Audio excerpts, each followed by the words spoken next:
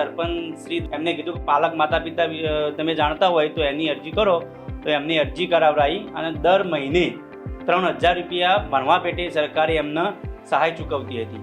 અને એનાથી ઉપર પાછું અમને એ બી ખ્યાલ આવ્યો કે એના લગ્નમાં પણ સરકાર 2 લાખ રૂપિયા સહાય આપે છે. અને એમને ગ્રેજ્યુએટ સુધી અમે એને ગ્રેજ્યુએટ કરાવી, સરકારે એને ભણવાનો ખર્ચ આપ્યો, લગ્નનો ખર્ચ આપ્યો.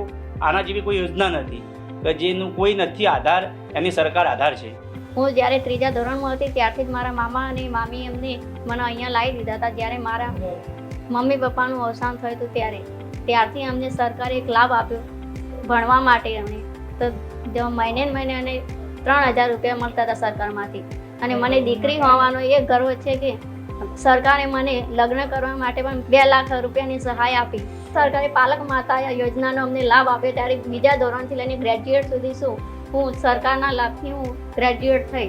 ત્યારે મને આત્મવિશ્વાસથી હું ગર્વથી ભણી છું. અમારી એક દીકરી પાલક માતા પિતા યોજનાનો લાભ લેતી હતી, જેના અભ્યાસ અર્થે માસિક અમે 3,000 તો આપતા જ હતા.